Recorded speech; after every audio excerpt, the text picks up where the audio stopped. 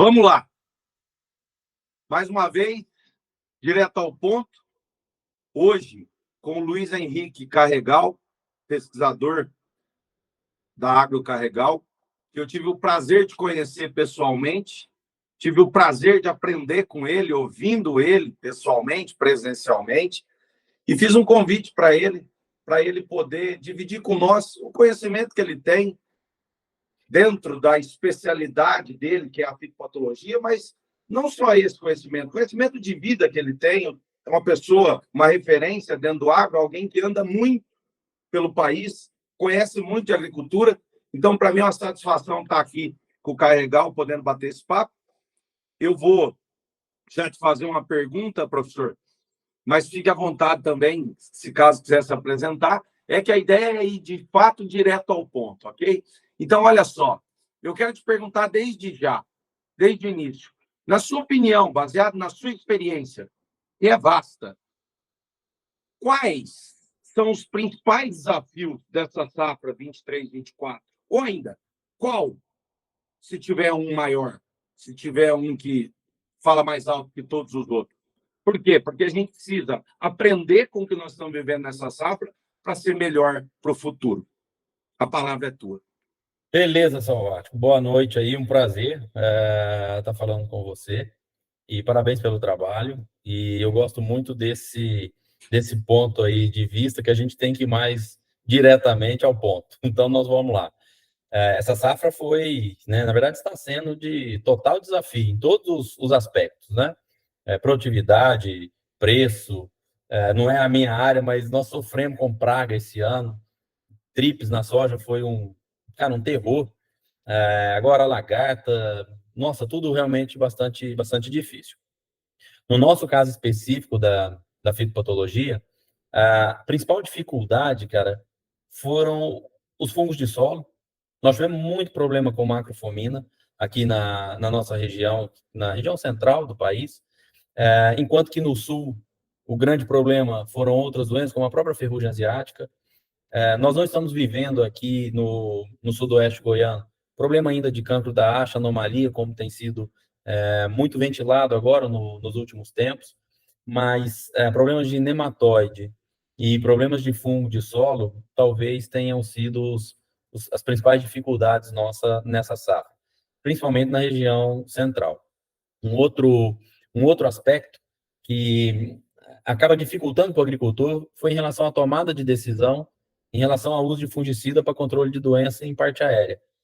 O clima estava seco, aplica, não aplica, e muitos agricultores não fizeram as pulverizações, né, que deveriam ter sido feitas, né, perdemos momentos, e isso agora está trazendo um prejuízo bastante significativo com manchas foliares, principalmente cercóspora, septória, em algumas cultivares também o problema da mancha alva. Então, acho que na área da fitopatologia, fungo de solo e nematóide, principal desafio dessa safra, mas a tomada de decisão foi um grande desafio também. Se entra com fungicida ou não, se usa multisítio ou não, se o biológico funciona numa condição extrema, como foi aqui, de falta de chuva e temperaturas altas. Eu acho que o agricultor realmente passou bastante aperto essa safra. Para mim, brilha na minha cabeça, te ouvindo falar, uma palavra: dúvida. Foi o ano da dúvida. Faço, não faço? O que faço? Quando faço? Como faço? Professor, o que a gente tem que fazer quando a gente tem dúvida? Bom, o ponto mais importante para a gente resolver problemas, a gente tem que ter uma boa referência técnica, né? A gente tem que buscar, quando a gente não tem o conhecimento, a gente precisa buscar esse conhecimento com alguém que seja mais capacitado que a gente para aquele determinado assunto, que já passou por uma situação como essa. Acho que todo mundo sofreu e viveu a safra 2015-16, foi muito parecido com essa aqui para o Cerrado, né? Nós tivemos chuvas aí esparsas, bem localizadas em algumas regiões, outros locais um estresse hídrico danado, e quem passou por isso, não sei se ainda vai lembrar ou não, né? Mas são pessoas que podem nos auxiliar. O professor de Gassen falava muito bem, né, cara? Hoje, a produtividade ela está relacionada a quantidade de conhecimento que a gente põe por hectare, por metro quadrado. Tem gente que já está falando por planta. E é isso, é conhecimento. A gente tem que buscar informação numa fonte segura, em alguém que realmente entenda daquilo que está falando.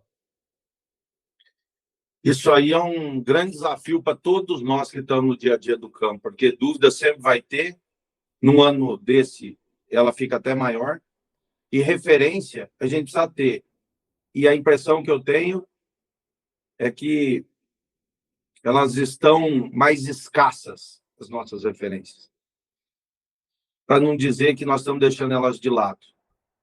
Eu continuo defendendo a ideia de que a gente precisa ter referência, como o professor falou, precisa buscar conhecimento com quem tem. Isso não significa que a pessoa é melhor que a gente, significa que ela tem mais preparo que a gente.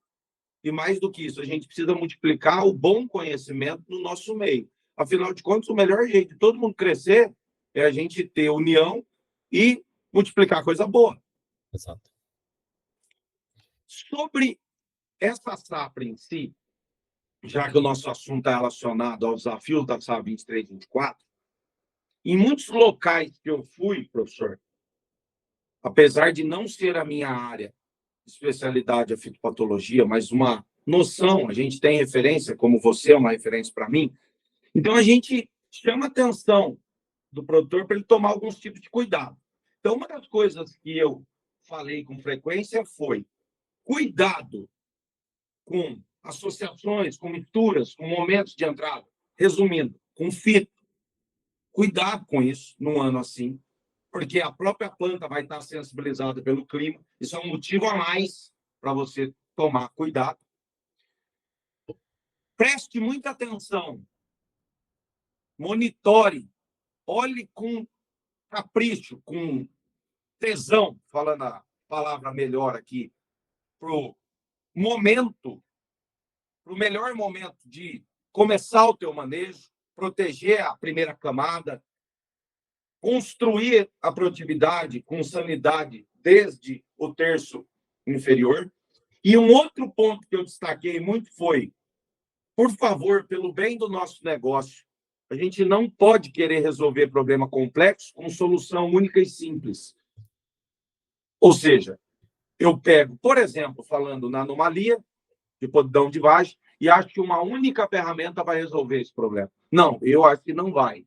E acredito também que nem no caso dos nematóides, nem no caso dos fungos do solo, e nem no caso de outros fungos necrotróficos que têm atacado muito a área foliar, como, por exemplo, a própria mancha alva, mancha parda, que o professor citou agora há pouco, antes da gente iniciar. Se a gente pensar que são problemas complexos, como que eu vou resolver isso com uma solução única? Com uma única coisa, eu vou ficar livre de um problema. Então, eu até falei um pouco mais aqui, mas eu estou tentando contextualizar, porque, como eu vi muito isso no campo, quero saber se faz sentido para o professor esses cuidados, essa atenção que eu chamei dos produtores para esses pontos, e quero saber o que você viu relacionado a isso, como que você acha que a gente tem que lidar, o que a gente tem que fazer no campo para poder trabalhar com problema complexo, para poder manejar na hora certa e para poder ter o menor prejuízo possível com o fito. Bom, eu acho que primeiro você está coberto de razão. Não se resolve um problema complexo com uma atitude única e simples. Isso não acontece. O caso da anomalia, eu não sou a pessoa mais experiente para poder discutir e levantar os principais pontos, porque eu não estou vivenciando isso aqui dentro da minha casa. Então, a gente não tem o problema até o momento. E a gente falar de fora é complicado, porque tem agricultor que perdeu com isso, e às vezes vai falar que eu não sei nem se existe anomalia, se isso é fato ou se não é fato, se isso é realmente importante ou não é. Por quê? Por não estar vivenciando, tá? A única coisa que me parece, né, olhando daqui, é que a gente tem uma série de fatores que contribuem para que essa anomalia aconteça. Então, ao que me parece, a planta tem que estar num estresse tal que esse fungo consiga se manifestar, tá? Isso pelo que já foi colocado aí para conhecimento público, né? Então, é um complexo desse fungo de aporte, mas normalmente se manifesta sob essas situações, né? Depende de variedade, de genética, depende de fertilidade do solo, depende de condição ambiental de chuva. Então, são vários fatores que estão relacionados a isso. Então, nós precisamos tomar cuidado, porque não vai ser o fungicida A, B ou C que vai resolver o problema isoladamente. Nós temos que pensar em manejo integrado. Isso é para qualquer doença, tá? Para qualquer, seja de nematóide, igual você disse, de fungo necrotrófico, seja ferrugem, todas as doenças elas têm que ser manejadas com uma série de estratégias. E essas estratégias, elas têm fundamento técnico, né? Por que elas são utilizadas, os momentos que elas são utilizadas, para que funcionem de forma adequada, sem gerar um custo excessivo para o agricultor, tá? No caso da fitotoxidez, que você mencionou, foi o ano da fitotoxidez aqui no Cerrado. Então, eu acho que desde 2015, 2016, que eu não vejo tanta fitotoxidez igual essa safra. E a característica é, claro, temperatura alta e falta de água no solo. Isso eleva a temperatura da folha, então as reações bioquímicas elas são catalisadas e produtos à base, principalmente de triazóis, eles podem inibir algumas gorduras da planta que nós chamamos de fitosteróis. Então, inclusive, gorduras que são constituintes da membrana. E aí, essa membrana, sem essa gordura, ela acaba se rompendo, né? A célula se rompe, você tem o extravasamento do conteúdo celular, começam as cloroses e, na sequência, as necroses. Tem produtos que são mais... o pessoal fala no campo aí que são mais quentes, né? Mas, na verdade, são produtos que são mais agressivos nessa inibição. Né? Tebuconazol, proteoconazol são triazóis aí mais quentes, né? Triazolintione, triazol realmente mais quente, que pode causar esse tipo de sintoma com uma frequência maior. Mas tem produtos aí que são considerados, às vezes, seletivos, como epoxiconazol, que dependendo de dose, dependendo da situação climática, também faz isso. Então, nós temos que tomar bastante cuidado. Evitar a fitotoxidez não é fácil numa situação igual dessa safra, porque não tinha água livre no solo, não tem como a planta regular a temperatura da folha. Sem água, não tem como ela fazer isso. Então, a fitotoxidez foi realmente mais pronunciada. O que a gente tem observado? Eu estudei muito na prática, no campo, muito a parte de fitotoxidez. Desde um dia que veio um pesquisador aqui em Rio Verde, fez uma palestra falando que não podia aplicar tebuconazol na floração, porque a soja abortava a flor na presença do tebuconazol.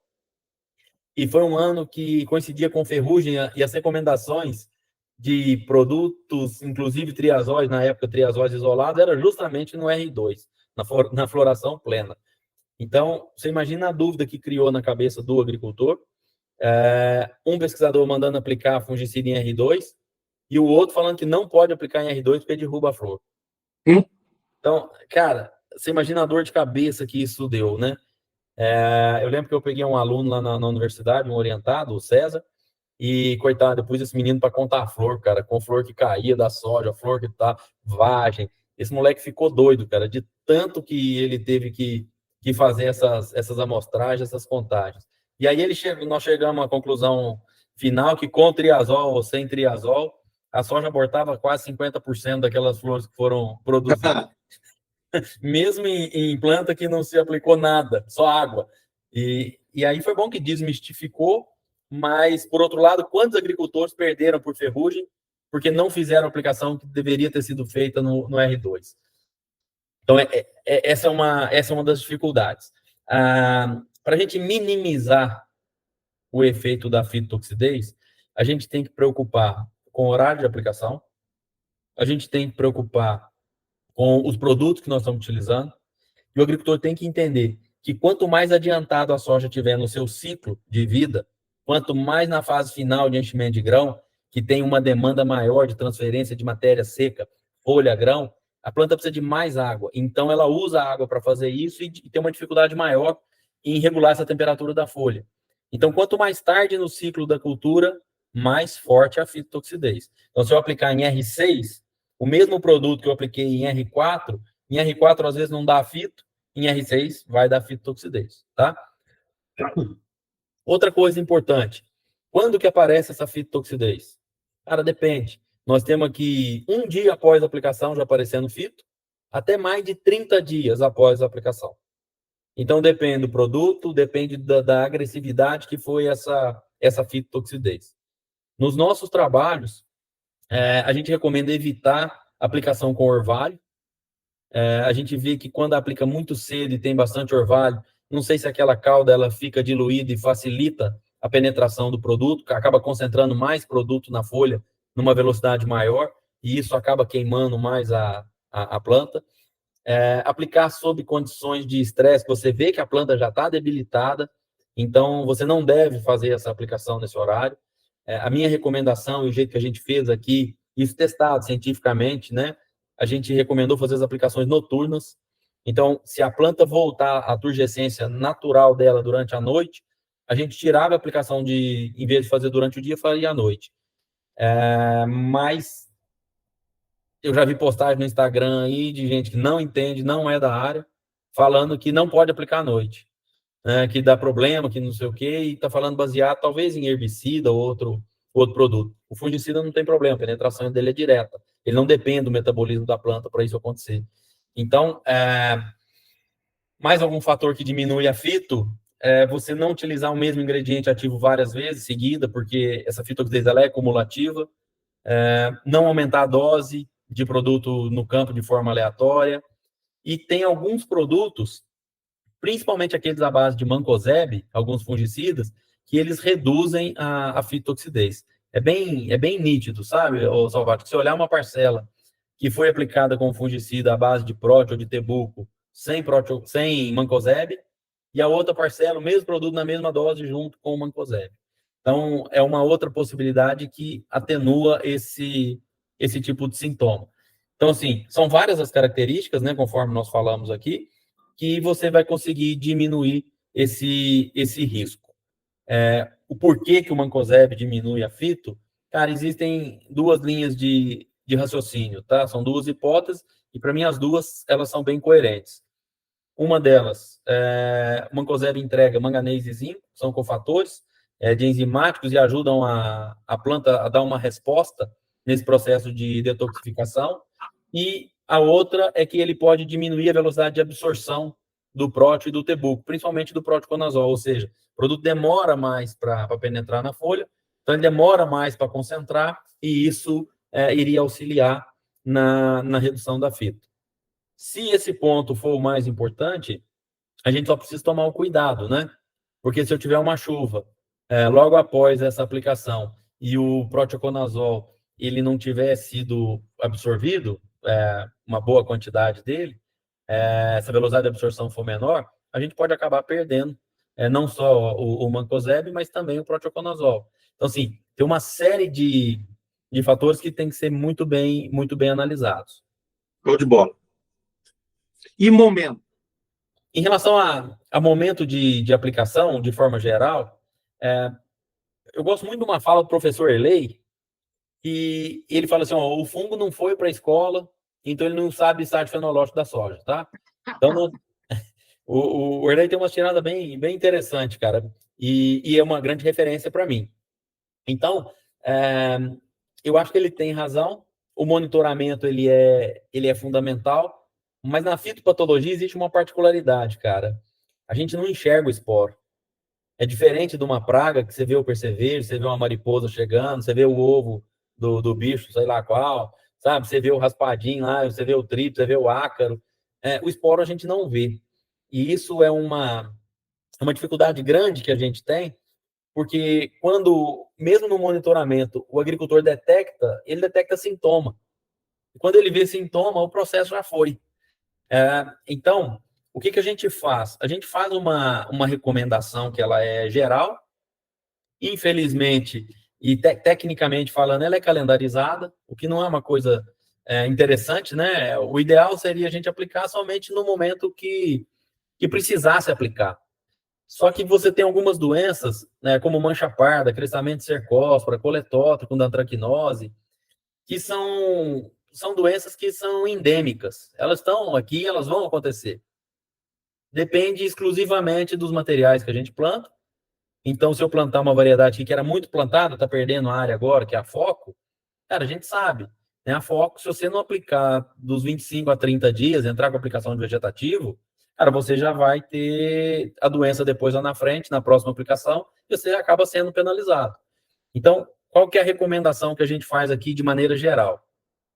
Primeira aplicação de fungicida, ela vai acontecer dos 25 até os 35 dias. Por que de 25 a 35 dias?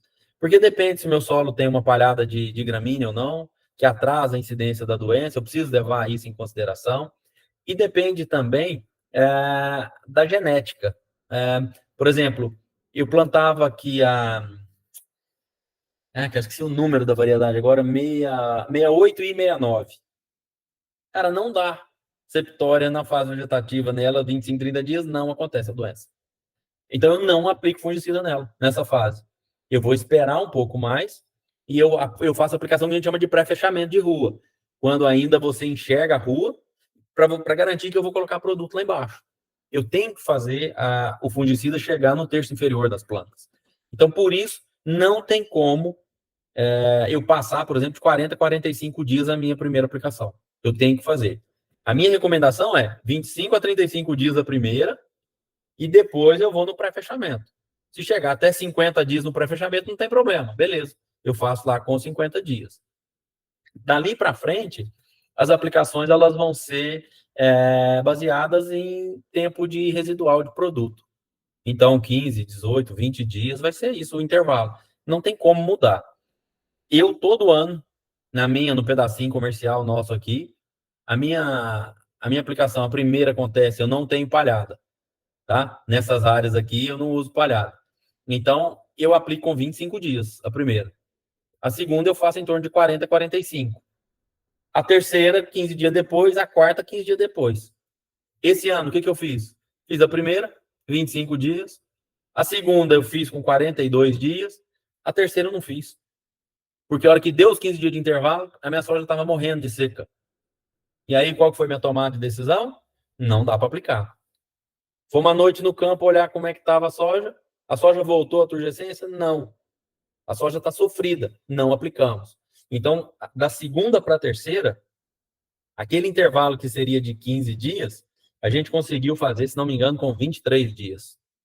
Mas por quê? Porque a planta não aguentava uma aplicação de fungicida, mesmo com o mancozeb junto, não aguentava. Então a gente não fez. Eu não sei, essa comparação às vezes ela não é muito legal, mas eu acho a planta muito parecida com o ser humano, cara. As características fenotípicas são totalmente diferentes, né? Mas tem muita coisa que é em comum.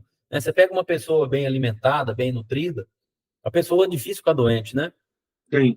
Pega uma pessoa que comeu demais, o que comeu de menos, a chance de ter um problema de saúde, seja de uma gripe, seja de um infarto, também aumenta, né? A mesma coisa eu vejo acontecendo com a planta.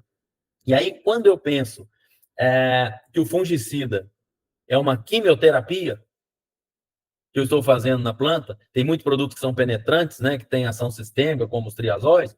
Cara, se eu tenho um paciente que está debilitado, você vai lá fazer uma quimioterapia para ver se o médico faz. Você não vai aguentar. Se fizer a quimioterapia, você morre. A mesma coisa eu penso para a planta. Se a planta está debilitada, está sofrida, passando pelo estresse que nós passamos aqui, o que nós fizemos? Tiramos a mão e não aplicamos fungicida. Esperamos a planta recuperar, fizemos atrasada a aplicação, né, dentro do intervalo que estava previsto, mas a soja ainda está no campo, está a coisa mais linda, e depois eu vou falar para você quanto que a gente produziu nela. Controle de doença está perfeito. Mas, como você diz, eu preciso estar de olho na planta. Porque se eu não estiver no campo, eu não olhar o que está acontecendo, como que eu vou tomar essa decisão? Tudo que você falou para mim, que para mim está sendo uma aula, espero que esteja sendo para todo mundo que vai nos ouvir. Tem muita coisa dentro do que você falou, muita coisa importante que a gente vai aprender e praticar.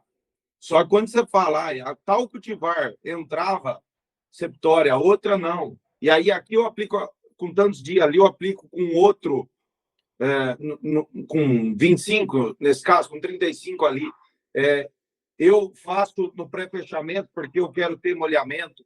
Tudo que você foi falando, relacionado à genética, relacionado à doença em si, à interação, né? O triângulo das doenças que envolve o ambiente, a planta, o próprio patógeno, a todo momento ficou claro para mim que você está no campo fazendo trabalhos de pesquisa baseado na resposta da planta, baseado no como a planta responde, baseado no se ela pode ou não receber uma aplicação. E olha, com todo respeito, eu não estou fazendo esses comentários para dizer, então, Salvático, é o movimento de olho na planta, que é a melhor coisa que existe. Esse é o nosso movimento, mas ele é porque ele é necessário. A gente criou isso porque é necessário. Quando o professor fala o que fala, quando traz essa tua experiência de pesquisa, fica claro para mim. Se você não estiver avaliando a planta, olhando para ela, entendendo como ela está, entendendo a resposta dela, onde você vai chegar com a tua pesquisa? Então, assim, eu tento, de uma forma simples, dizer, multiplicar, levar para o produtor a necessidade que a gente tem que ter cada vez mais, e ainda mais em anos adversos, de avaliar a lavoura, avaliar a planta para poder tomar decisão. E eu acredito, e acabei de me convencer, ouvindo uma referência na área, e no caso da fitopatologia, isso também é válido. É lógico, eu já tinha uma ideia de que era, mas quando eu te ouço falar, me dá mais certeza ainda. Ou seja, tem como aplicar uma receita pronta? Tem como pegar todos os talhões e trabalhar do mesmo jeito? Não existe isso. E por que a maior parte das pessoas trabalha assim?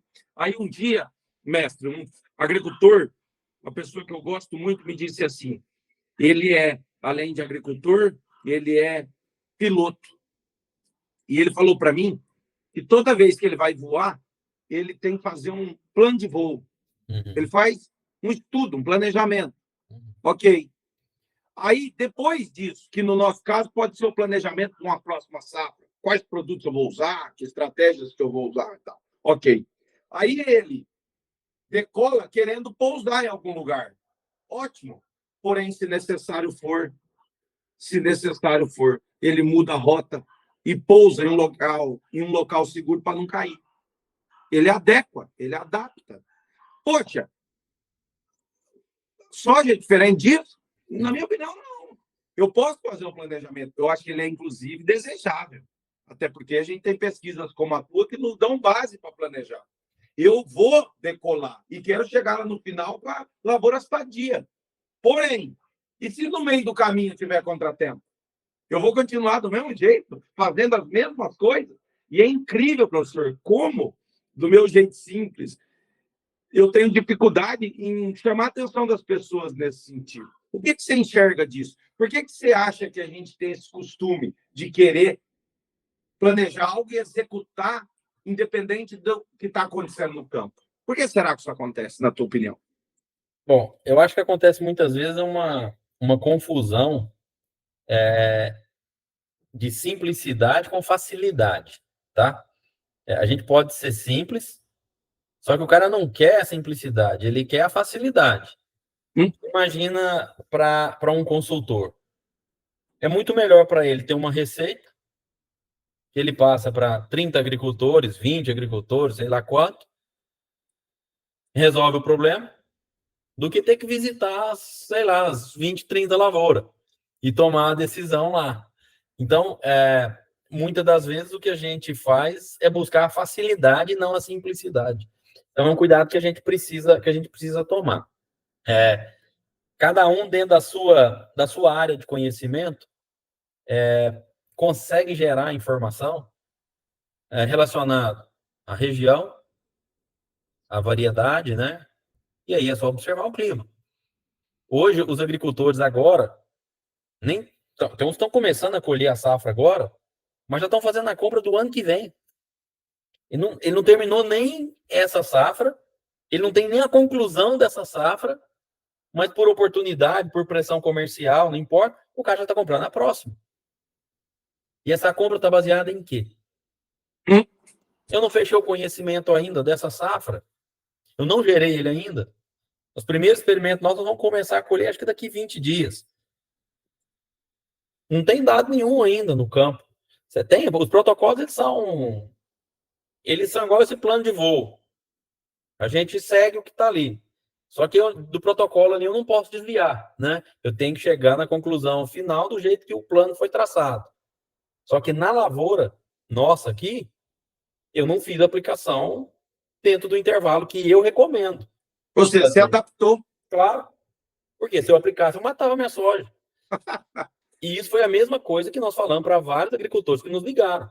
Carregar, ó, minha soja está assim, assim, assim, assada. Eu falei, vai à noite e olha, se tiver normal, aplica. Se não tiver voltado à turgescência natural dela, não aplica. Atrasa a aplicação.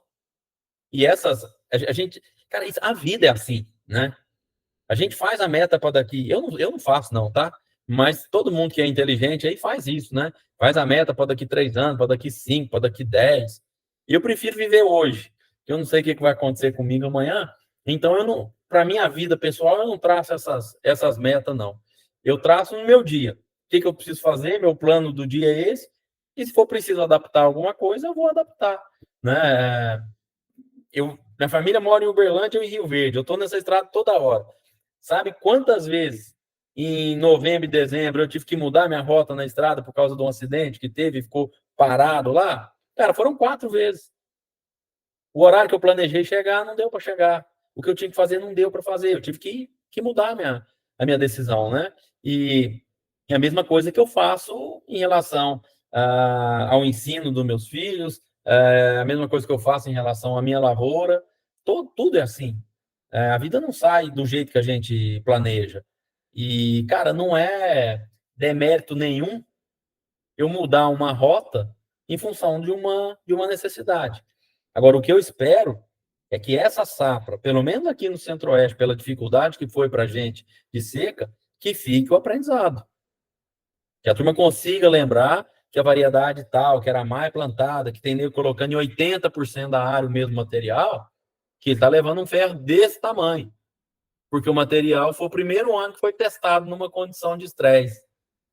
A nossa recomendação é que faça 25% da área, no máximo, com a mesma cultivar. O cara tem que ter 4 materiais, no mínimo, diferentes na área, porque cada um tolera um estresse, uma coisa de forma diferente. A gente não corre, a gente tem que mitigar o risco. Isso é importante. Refazer os planejamentos, mudar uma rota, é importante fazer isso. Mas só tem um jeito. Tem que ir para o campo. Você tem que acompanhar a sua lavoura. Você tem que ver o que está acontecendo. Porque senão, você vai seguir o planejamento e vai acabar errando. Tem que ir para o campo, tem que estar de olho e tem que ter conhecimento. Mas mais do que isso, o cara tem que ter consciência de que o caminho mais rápido para errar é querer facilitar tudo. A verdade é essa. Esse é o caminho mais fácil para errar. Eu acho que as tuas palavras elas servem como lições tanto técnicas relacionadas à lavoura, como lições até de vida. E eu, já partindo para o final, já tinha programado lá atrás para te fazer a pergunta do grande aprendizado do ano. E você, sem a gente combinar, você já entrou e já falou do grande aprendizado que a gente está tendo. Eu só peço para você reforçar e aí eu acredito que a gente pode finalizar, porque eu que gosto de ouvir quem sabe, gosto de anotar, eu mesmo anotei várias coisas aqui e foi mais um dia para mim de aprendizado. E eu acho que quanto mais a gente aprender, mais preparado a gente vai estar para enfrentar ano difícil. Cara, sem dúvida. O conhecimento, ele é a base para a tomada de decisão. E ficou muito claro para a gente nessa safra que a gente precisa, muitas das vezes, refazer a nossa rota. A gente precisa mudar de atitude, a gente precisa reduzir o número de aplicações ou precisa aumentar o número de aplicações, a gente tem que mudar intervalo, mas a gente só consegue isso realmente acompanhando o campo e tendo boas referências técnicas. Não adianta, eu tinha comentado com você antes de começar nosso bate-papo oficial aí, da grande dificuldade que a gente está tendo hoje, que é essa perda de referências, né? E eu não sei o porquê que nós estamos perdendo, né? Se nós estamos deixando de lado as nossas referências, se as nossas referências não estão gravando vídeo legal para o Instagram ou para o sei lá o quê, eu não sei o que que é, mas muitas das vezes, cara, a informação está sendo buscada no local errado. E isso é uma preocupação grande que a gente tem, porque antigamente o agricultor ele estava presente nas palestras, ele ia com o maior prazer, ele assistia, ele estava te enchendo de pergunta, ele contava o caso da área dele, E, cara, era difícil até ir embora depois de uma palestra. E hoje, você vê a dificuldade que é de levar um agricultor nas palestras, as coisas mudaram. E muitas das vezes, eu acho que ele está buscando uma referência mais fácil. Não uma referência mais simples, mas uma mais fácil. Vai lá, puxa no Instagram, manda um zap pro A, pro B ou pro C e acha que resolve a questão. Né? Essa safra especificamente foi um grande aprendizado em relação a usar ou não fungicida, momento de aplicação, problema de pragas mais importante do que doença na fase inicial, o que o agricultor não fez no começo, muitas vezes até orientado por algum profissional que não era para aplicar nada e não fez aplicação nenhuma, chegou agora no final, doença demais. Então, assim, se o cara foi para o campo, se ele observou os materiais e o que aconteceu dentro da fazenda dele, ele já consegue fazer uma anotação ali, mesmo que empírica, mas ele vai conseguir tomar uma decisão muito mais assertiva na próxima safra. E, cara, tem uma frase que eu adoro, que eu vi numa oficina mecânica quando eu era criança, e eu gosto de pautar a minha vida nela. Cara, estava escrito lá assim, reze como se tudo dependesse de Deus, e trabalhe como se tudo dependesse de você. Eu acho que esse é o caminho. Primeira coisa, fé em Deus em tudo quanto é situação. E agora, cara, se alguém tiver que fazer alguma coisa, sabe o que você tem que fazer? Bate no peito e fala, deixa que eu faço. Se alguém tem que fazer, manda para mim, que eu vou fazer.